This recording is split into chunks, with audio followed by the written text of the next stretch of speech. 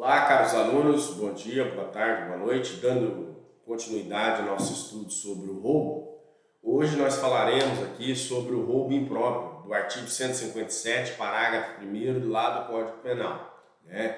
E na introdução nós vamos dizer que estabelece o artigo 157, parágrafo 1º do Código Penal, na mesma pena incorre quem, logo depois de subtrair da coisa, emprega violência contra a pessoa ou grave ameaça, a fim de quê? A fim de assegurar a impunidade do crime ou a detenção da coisa para si ou para terceiro.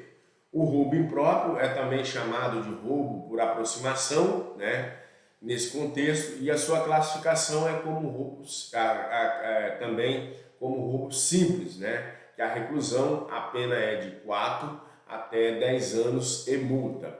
A diferença aqui nesse contexto entre roubo com roubo próprio, nós vamos dizer que as diferenças entre as duas modalidades, do roubo simples e roubo próprio e impróprio, são evidentes, né? E aí nós vamos dizer que o meio de execução, o roubo próprio, pode ser praticado mediante grave ameaça, violência à pessoa e a violência própria ou depois de haver reduzido a vítima, a impossibilidade dessa resistência, que é a violência imprópria, é o que se extrai do artigo 157, caput do Código Penal. O roubo impróprio, de outro lado, não admite violência imprópria por ausência de previsão legal e, de fato, o artigo 157, parágrafo 1º do Código Penal, elegeu como meios de execução somente a violência contra a pessoa, violência própria e grave ameaça. Veja-se então, portanto, que o roubo próprio é compatível com a violência própria e com a violência imprópria, ao passo que o roubo impróprio apenas se coaduna com a violência própria. Esqueceu-se o legislador aqui de elencar a violência imprópria, né, como meio para a prática do roubo impróprio. E aí é inaceitável a analogia em Malamparte pelos estudos que nós fizemos lá no primeiro período sobre a questão em benefício do réu, a lei deve ser, tá? Quanto ao momento de emprego do meio de execução, no roubo próprio, a grave ameaça ou a violência própria ou imprópria é empregada antes ou durante a subtração, pois constituem meios idôneos para que o sujeito possa concretizar. Um exemplo aqui, A aponta uma arma de fogo para B, ameaçando-lhe de morte. Determina a entrega de sua carteira. Por sua vez, no roubo impróprio, a grave ameaça ou a violência à pessoa própria é utilizada aqui, né, posteriormente a essa subtração. E aí, cumpre destacar que lá no roubo impróprio, essa violência à pessoa ou grave ameaça é utilizada após a subtração desse bem, mas imediatamente antes da consumação do furto, pois em caso contrário, estaria aqui configurado um crime de furto consumado em concurso material com a lesão corporal do artigo 129, ou também a ameaça lá do artigo 147 do Código Penal, tá certo? Quanto à finalidade do meio de execução, nós vamos verificar que no roubo próprio, a grave ameaça ou a violência à pessoa própria ou imprópria, ela é utilizada para o quê? Para alcançar a subtração do bem.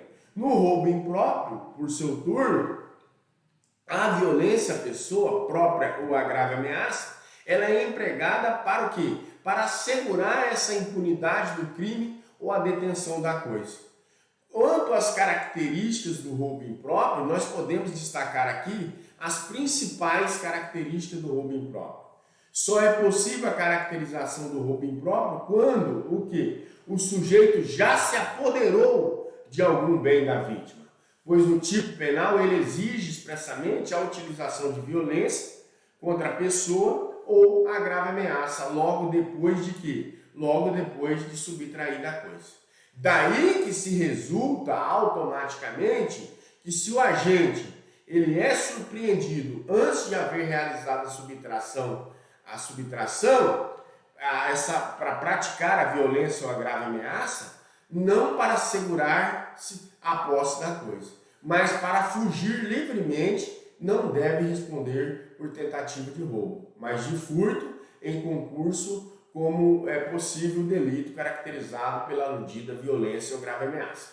Isso aqui, senhores, é só em tese, porque na prática ele vai responder geralmente por crime de roubo automaticamente, tá? A violência contra a pessoa ou grave ameaça, ela deve ter sido utilizada logo depois a essa subtração da coisa, e a lei reclama uma condição temporal, prolongado entre a subtração do bem e o constrangimento da vítima. Logo depois significa em seguida, é um ato contínuo imediatamente após, sem intervalo aqui nesse contexto. Com efeito, depois de consumado o delito, está perfeito e acabado e não mais se submete no campo da tipicidade e qualquer tipo de modificação.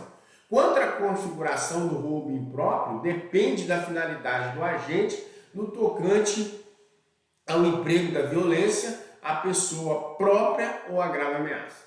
É imprescindível aqui, nesse contexto, o propósito de assegurar a impunidade do crime ou da detenção da coisa, para si ou para terceiro. Um exemplo que eu vos trago para aclarar muito bem é, por exemplo, ingressa em uma residência desconhecida para praticar ali um furto durante a execução do delito, percebe ao olhar para uma fotografia que ali mora um antigo desafeto seu. Ele dirige-se ao quarto do seu inimigo e o agride, provocando ali diversos ferimentos nesse contexto. Então, aqui você vai verificar que a configuração do roubo impróprio depende da finalidade do agente no tocante ao quê? Ao emprego da violência contra a pessoa, essa grave ameaça. E aqui fica caracterizado para que você consiga definir aqui o crime.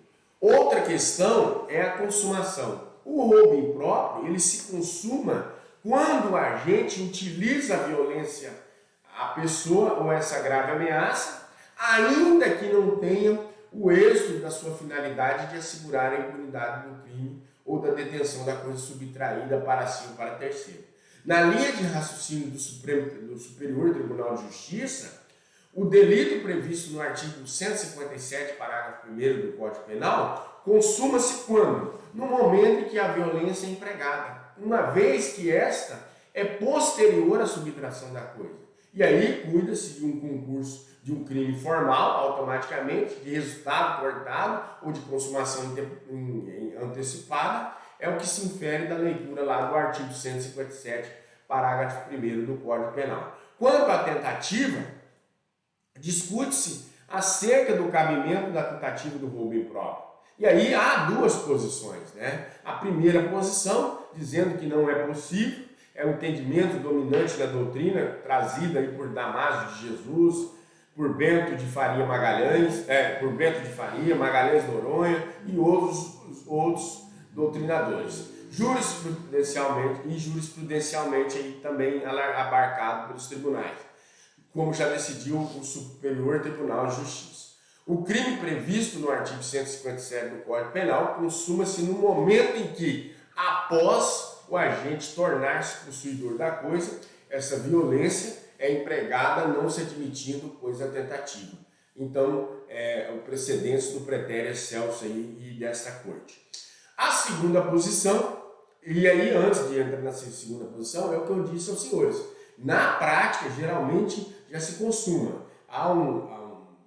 Eu vi um boato ali, esses dias eu estava na academia e as pessoas estavam falando que um cidadão estava praticando aí crimes, tirou uma arma e apontou para a mulher pedindo a sua bis. Automaticamente já se consumou ali o crime do roubo ou a tentativa. Um dos dois já está caracterizado. Se ele já vai ter a posse do bem, a mulher cedeu o bem, automaticamente está caracterizado o roubo, se o momento, se vai demorar, se não vai, e ele já saiu com a bis dela, já está caracterizado para os tribunais aqui para o juiz Jacó, e ele com certeza vai ser condenado por crime do roubo do artigo 157.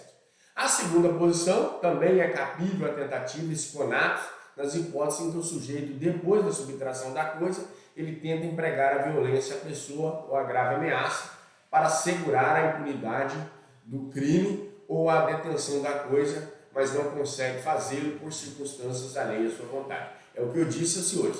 De qualquer forma, nesse exemplo que eu dei, estaria caracterizado ou a tentativa ou o roubo na forma consumada pelos empregos que eu disse aqui aos senhores, tá certo? No mais, daqui a pouco voltaremos no terceiro